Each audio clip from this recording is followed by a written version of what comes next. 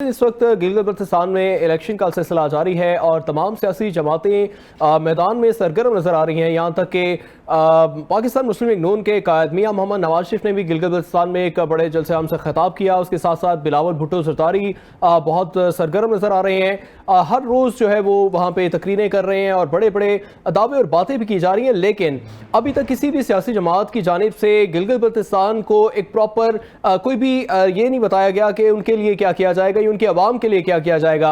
महज अभी तक पंजाब और सिंध के मामलात के हवाले से ही वहाँ पर दावे और बातें की जा रही हैं। इसी पर अपने मेहमानों से बात करेंगे। ज़ुबैर साहब, ये बताइएगा कि अभी जो इलेक्शन होने जा रहे हैं गिलगित बल्तिस्तान के अंदर, उसमें क्या देखते हैं कि क्या ये जो तमाम सियासी जमातें इस वक्त वहाँ दावे और बातें कर रही हैं, क्या ये अमली तौर पर मुकम्मल भी हो सकेगा, या वही जो सूरत हाल हमें कराची और सिंध में नज़र आ रही है उसके साथ साथ दूसरे बहुत से इलाकों में नज़र आ रही है, क्या वही वहाँ पर भी सिलसिला वो जारी रहेगा? सबसे बड़ी बात यह है कि इन्होंने पहले गिलगित बल्तिस्तान की जो इलेक्शन की डेट को आगे किया, वो पीपल्स पार्टी ने करवाया। वो एक उसकी सियासी हिकमत अमली थी, उन्होंने इसको आगे करवाया ताकि कुछ लो और कुछ दो की ना पूरी डील हो सके। अब गिलगित बल्तिस्तान में 45 और 47 जो है फार्म वो चलेंगे जब तक इन दोनों की आप पर डिसाइड हो जाएगा भी तुम्हारी सीटें इतनी, हमारी सीटें इतनी, क्योंकि इनका आपस में गुजारा इसके अलावा नहीं हो सकता। अगर आप कहें ना बड़ा फेयर इलेक्शन होगा, तो ये मैं नहीं समझ सकता कि गिलगित बल्तिस्तान में कोई फेयर इलेक्शन होने जा रहा है। वहाँ पर भी जो है वो इनकी आपस में डील होंगी, और वरना वो बजट जो है वो आड़े आएगा। 10 तारीख को बजट है, उससे पहले इलेक्शन है।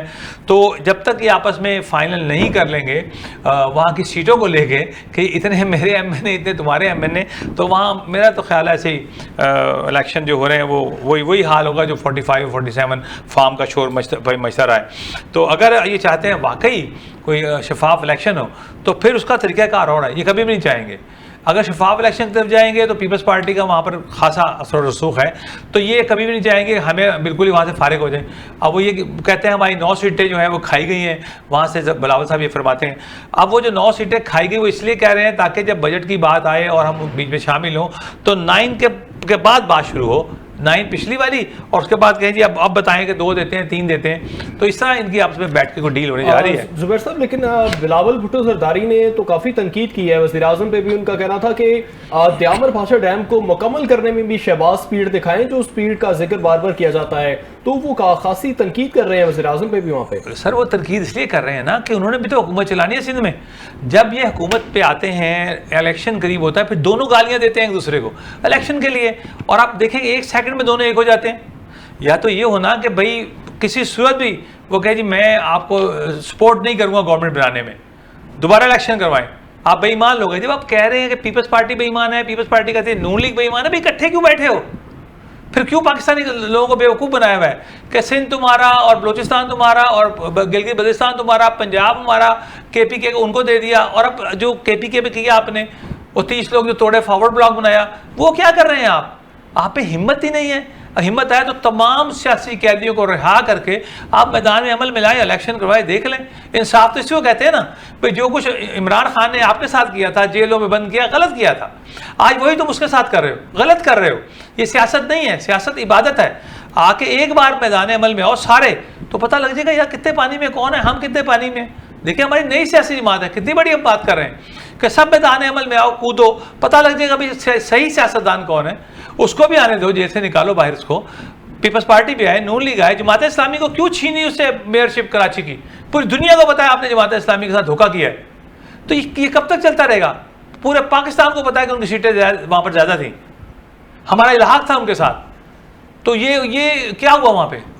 तो ये जो जबर, धौंस, धांधली, करप्शन, इसका खात्मा होना चाहिए, इसके बगैर कुछ नहीं। शाहिद साहब, आप क्या समझते हैं कि क्या गिलगित बल्तिस्तान में पाकिस्तान मुस्लिम लीग नून कामयाब होगी या पीपल्स पार्टी आपको नजर आ रही है इक़्तिदार में गिलगित बल्तिस्तान के इंतखाबात में? नतीन भाई, मैं तो ज़ुबैर भाई की बात की तायद करूँगा कि देखिए ये एक बंदर बांट है। ये जब इक़्तिदार में होते हैं तो इकट्ठे खा रहे होते हैं, जब इलेक्शन आते हैं तो एक दूसरे के ऊपर वो ब्लेम गेम स्टार्ट कर देते हैं। तो इंतशार की सियासत से निकल के एक लेवल प्लेइंग फील्ड हर पार्टी को मिलना चाहिए, ठीक है। अगर कोई सियासी कैदी हैं उनको स्पेस देनी चाहिए, और गवर्नमेंट को चाहिए कि इस चीज़ को हवा ना बनाए। और ये हमने हमेशा ही देखा है हमें 79 ईयर्स हो गए आज़ाद हुए हुए। रोटी कपड़ा मकान से बात शुरू हुई थी और अब का हमारी कौम कहाँ तक पहुँच गई है। एक कर्ज़ों का बोझ लेके हम फिर रहे हैं, मुल्क आगे जाने के बजाय पीछे जा रहा है, मुईशत इनसे संभल नहीं रही, बजट इनसे बन नहीं रहा और कर्ज़े उतारने के लिए ये आवाम पे बोझ डालते जा रहे हैं। और ये जो इनकी कंपेन में आप देखें, ये एक दूसरे पे ब्लेम देते हैं और बाहर एक टेबल पे बैठते हैं और अब इनके इंटरेस्ट साझे हैं। कोई कहता है जी 200 यूनिट फ्री देंगे, कोई कहता है 300 यूनिट फ्री देंगे। ये बातें तो हमने जो पहले अब पूरे पाकिस्तान में इलेक्शन हुए हैं वहाँ पे भी सुनी है। तो कहाँ गए वो दावे, कहाँ गए वो वादे? तो मेरा ख्याल है कि इनके लिए यही कहा जा सकता है कि वो वादा ही क्या जो वफा हो गया। तो हमें जो है ना नए चेहरे जो है ना मुल्क में लाने चाहिए, पढ़े लिखे लोग लाने चाहिए जो इस मुल्क को संभाल सके। इवन यहाँ पे पाकिस्तान में जो एक आप समझ लें कि जो मुल्क को कंट्रोल कर रहे हैं वो डिप्यूट किए हुए 2-4 बंदे हैं जो इस मुल्क का पूरा निज़ाम चला रहे हैं। अब वज़ीर ख़जाना साहब जो है वो एक पेशे के एतबार से बैंकर है और बैंकर का बजट बनाने से या फाइनेंस मिनिस्ट्री से कोई ताल्लुक़ नहीं है। तो मैं समझता हूँ ये सिर्फ IMF के नुमाइंदे हैं यहाँ पे और इन्होंने उन्हीं के इंटरेस्ट के लिए काम करना है। अब ना आवाम के लिए, ना ये बजट आवाम दोस्त है, ना ताजर दोस्त है, ना इन्वेस्टमेंट फ्रेंडली है। यहाँ पे कुछ भी नहीं ये कर पा रहे, ये बल्कि यहाँ से सरमाया फ्लाई करके दूसरे कंट्रीज में जा रहे हैं। जी ठीक है। ज़ुबैर साहब, एक बहस जारी है गिलगित-बल्तिस्तान में कि इन इंतखाबात में आवाम से एक राय के बारे में पूछा जा रहा है कि क्या वो आने वाले इंतखाबात में कामयाबी के बाद गिलगित-बल्तिस्तान को लाहौर की सतह पर कामयाब देखना चाहते हैं या कराची की तरह कामयाब देखना चाहते हैं। तो आपके नज़दीक क्या ये मवाजना दुरुस्त है लाहौर और कराची का और उसके साथ अब गिलगित-बल्तिस्तान को शामिल किया जा रहा है? सर ये तो सियासी नारे हैं और ये हर सियासी जमात जो है ये नारे लगाती है, हम पेरिस बना देंगे, हम वैसे पेरिस का भी बहुत बुरा हाल है, तो हम ये कर देंगे, हम वो कर देंगे, कुछ भी नहीं कर पाते हैं। बेसिक हमें देखना चाहिए कि हमने इस मुल्क के लिए हमें क्या करना चाहिए। कोई ऐसे इक़दाम बताएं ना कि जी हमें तमाम जो पेट्रोल फ्री दे रहे हैं हम लोगों को ख़त्म कर देंगे, हम 60 साल के बाद जो है किसी बंदे को नौकरी नहीं देंगे, न्यू जनरेशन जो है वो आगे बढ़ेगी, उसके लिए काम करेंगे। हम पाकिस्तान में ओवरसीज़ के लिए क्या कदम उठाएंगे, ओवरसीज़ का इनकमिंग क्या है, वो भाई आउटगोइंग $100 मिलियन आप कह रहे हैं, बजाय कि ओवरसीज़ के पैसे पाकिस्तान में आते हैं, $100 मिलियन निकल गया पाकिस्तान से। तो ये एतमाद नहीं है आपकी गवर्नमेंट पे ओवरसीज़ पाकिस्तानियों को। अगर एतमाद हो, अब क्या बना, वो मुल्क सवारो आपने एक स्कीम चलाई थी, उसके अरबों खरबों डॉलर कहाँ गए। तो मैं ये समझता हूँ कि जब भी अब सूरत हाल क्या है, ख्वाजा आसिफ साहब कह रहे हैं करप्शन हुई है कि मैंने ट्रांसफार्मर गांव में लगवाया और उन्होंने पैसे लिए और ये हुआ वो हुआ। ख्वाजा जब एक मिनिस्टर रो रहा है, सनाउल्लाह बता रहा है कि करप्शन हो रही है, वो भाई तुम्हारी हुकूमत है, तुम्हारी हुकूमत के जो वजीर वुज़रा है वो बता रहे हैं कि चोरियां हो रही हैं, जब इतना लेवल हाई चला गया है। तो मैं ये समझता हूँ कि आपको किस तरह दाल, चीनी, आटा, ये वो चीज़ें हैं जो गरीब ने खानी है, वो इन पे सब्सिडी देना। हमारी गवर्नमेंट आती है, हम लोग तमाम पर 50% सब्सिडी दे देंगे। जो गरीब आदमी ने खाना है, आटा, घी, चीनी, दालें, इनसे क्या फ़र्क पड़ेगा? आप सब्सिडी दे रहे हैं। जी बताइए। आपकी बात काट रहा हूँ माज़रत इसके लिए, लेकिन तमाम सियासी जमातें इंतखाबात से पहले या इक़्तिदार में आने से पहले इसी तरह की दावे और बातें करती हैं, लेकिन जब इक़्तिदार मिल जाता है तो फिर उसी तरीके से मामला चलते हैं जैसे गुज़श्ता तमाम सियासी जमातें उसी सूरत हाल के तहत चलती हैं। और तो क्या आपका भी ये नारा महज नारा ही तो नहीं होगा जब आपको इक़्तिदार मिलेगा या आप लोग पावर में आएंगे? मुतीन भाई, हम लोग प्रोफेशनल सियासतदान तो नहीं ना है, हमारे पास टोटल पढ़े लिखे लोग हैं, यानी कि लाहौर बार, पंजाब बार, टैक्सेशन बार, पाकिस्तान बार के सैकड़ों वकला हमारे साथ जो है अभी ज्वाइनिंग दे बैठे हैं। हमारे पास इंजीनियर्स, डॉक्टर्स, एक पाकिस्तान का एलीट क्लास के लोग जो पढ़े लिखे हैं वो हमारे साथ आ रहे हैं। हमने बेईमान, चोर, डाकू तो लेने ही नहीं है। हमने ये नहीं लेना कि इलेक्टिबल्स को पहले लेके आओ, वो इलेक्टिबल आप लेके आ रहे हैं, वही पुराने घसे पिटे चोर, डाकू, लुटेरे इकट्ठे करके कि भाई इसके पास वोट है। ऐसा नहीं होगा, हार जाएं, हारते तो हार जाएं, बट हुकूमत वो लेके आओ जिसमें चोर, करप्शन, डाकू, लुटेरे ना हो। ये वो लोग करते हैं जिन्हें पता होता है लूप होल्स का कि हमने कहाँ से पैसा कमाना है। एक छोटी सी बात बताइएगा, ट्रैफिक पुलिस की वर्दियां साल में 2 बार आप तब्दील करते हैं, 5 अरब रुपया कमीशन आप खाते हो। वाई आप ट्रैफिक पुलिस की वर्दी क्यों चेंज करते हो और अपने बंदे को ठेका क्यों देते हो कि ट्रैफिक पुलिस की वर्दी चेंज कर दी जाए? आप देखें, पुलिस की वर्दी गुज़िश्ता 40 साल तक एक रही है। पुलिस की वर्दी पता लगता है ये पुलिस का बंदा है, उसकी आप तब्दील कर देते हो, कभी खाकी कर देते हो, अब वाइट कर दिए। लेकिन क्यों? वो कहा जाता है कि आवाम में एक थोड़ा सा सॉफ्ट इमेज क्रिएट करने के लिए और पब्लिक के अंदर और पुलिस के दरमियान थोड़ा सा एक दोस्ताना माहौल पैदा करने कपड़ों से के होना लिए है, वो अखलाकियात से change होना किया जाता है। आप थानों के अंदर जाके उसके अंदर कल्चर, थाना कल्चर चेंज करेंगे, कपड़ों से कोई आपको पता लगेगा जी कपड़ों से ही बंदा ठीक हो जाएगा? रॉन्ग है, गलत है, इनकी करप्शन है, इनके पैसे इकट्ठे करने के तरीके हैं।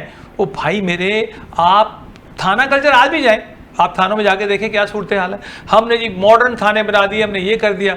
वो भाई इसको कंट्रोल करना पड़ेगा, ऐसे कंट्रोल करना पड़ेगा कि जब पता लगेगा कि करप्शन के मामले में कोई बचत ही नहीं है, छूट ही नहीं है, कोई छूट नहीं मिलेगी, फिर क्या होगा? फिर 1 2 3 आपको 2 4 5 6 महीने में आपने टांग दिए 5 7 करप्शन पे। चाइना किस तरह सीधा हो गया दुनिया में? कैसे सीधा हुआ? हमारे में इसराइल में कितना फर्क है? 1 ईयर का। हम उससे 1 ईयर सीनियर है, हम 47 में, वो 48 में, वो हमसे कितना आगे है? क्यों?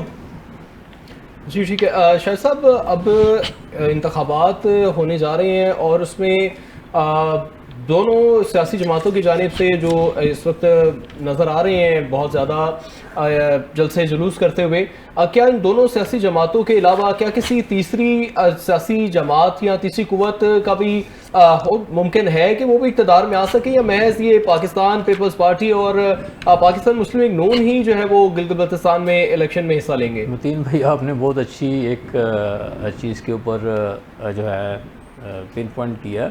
देखिए, मैंने पहले भी अर्ज़ किया है कि हर बंदे को यहाँ पे लेवल प्लेइंग फील्ड देनी चाहिए, ठीक है? यहाँ पे सियासी कैदी हों, किसी भी पार्टी के हों, हम मतलब देखें, हमारा ना, हम अगर बात करते हैं इस बात पे तो कहते हैं जी आप पीटीआई वाले हैं, अगर उधर कोई बात करें तो नून लीग वाले। हमारा अपना एक मंशूर है, हम उसके मुताबिक जो हमें ठीक लगता है उसको ज़रूर सपोर्ट करते हैं। जिस तरह पीछे अभी ये ईरान और अमेरिका के मामले में अगर गवर्नमेंट में कुछ अगर पॉजिटिव चीज़ें हुई हैं तो उन्होंने उसको अप्रिशिएट किया है। अब आपने एक और क्वेश्चन किया था ज़ुबैर भाई से, उसके कि जी गिलगित बल्तिस्तान में इलेक्शन हो रहे हैं, क्या आप उसको लाहौर के तरह देखना चाहेंगे या कराची की तरह देखना चाहेंगे? देखिए, कराची भी हमारा शहर है, लाहौर भी हमारा शहर है।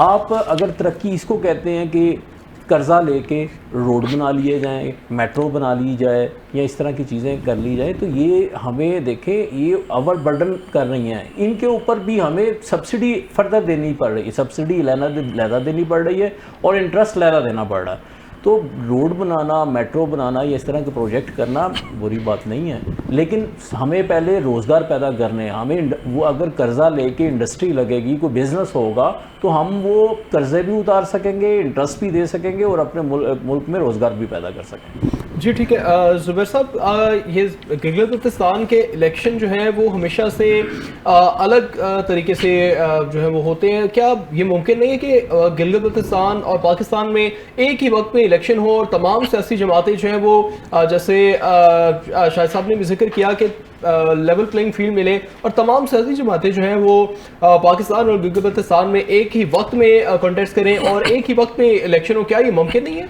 ऐसा ही होना चाहिए, असूलन तो ऐसा होना चाहिए, लेकिन क्योंकि उनके जो है वहाँ के मामला बिल्कुल मुख्तलिफ हैं। फाटा के मामला हुए और वहाँ के कबाइल हैं, वहाँ के सरदार हैं, वो बहुत तरीके से उनको साथ लेके जा रहा है पाकिस्तान। वहाँ पे अफगानिस्तान का बहुत अमल दखल होता है, बहुत सी चीज़ें हैं, तो ये इसलिए कुछ करते हैं। लेकिन अगर इनको इंतहाई तरीके से लेके चला जाए तो बिल्कुल एक दिन में पूरे मुल्क में इलेक्शन होना चाहिए। और एक बात मैं ये करना चाहता हूँ कि जो तमाशा अब इन्होंने सियासी तमाशे लगाए, इकरार हुसैन साहब तशरीफ़ लाए, एक अच्छे बड़े टीवी में बेचारे इज़्ज़तदार आदमी थे, जवाद अहमद बड़े पुराने थे, 8-8 10 लोग भी शायद के पास नहीं होंगे, और उनका सिर्फ एक काम है कि एक सियासी जमात के एक बंदे को गालियाँ देना।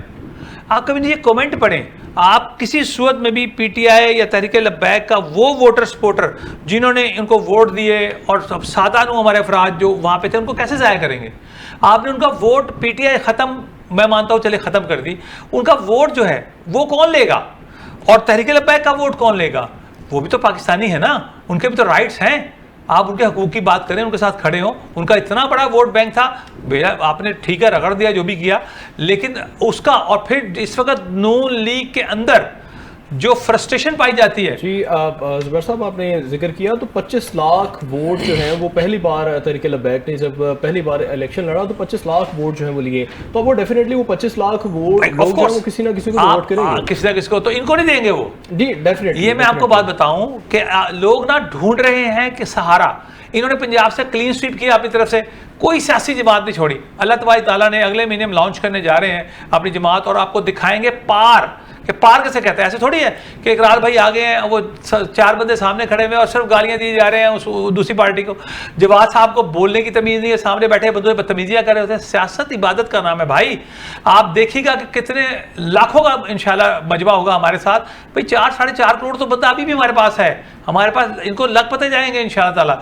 इलेक्शन में होता क्या है, अवाम सिर्फ मसीहा की तलाश में है। अवाम ने जो नून लीग का भी फ्रस्ट्रेटेड है, तहरीके इंसाफ और तहरीके लबैक की बात नहीं मैं कर रहा हूँ, वो तो कभी जिंदगी में इनको वोट नहीं देंगे। हमने मोर सामने लाके खड़ा कर दिया है इंशाल्लाह ताला। हैरान कुन इलेक्शन में आप देखेंगे नताइज जो है वो कैसे आएंगे, और जो नून लीग का फ्रस्ट्रेटेड वोट है वो भी सब हमें इंशाल्लाह ठीक है। जी ठीक है, जुबैर अहमद अंसारी साहब और शाहिद अनवर साहब हमारे साथ प्रोग्राम में मौजूद थे। सर बहुत शुक्रिया आपके वक्त का। प्रोग्राम का वक्त ख़त्म हो चुका है, एक बार फिर से आपने इजाज़त दीजिए और फिर से गुफ्तगू करेंगे दीगर मौज़ूआत पे, दीगर मामलात पे।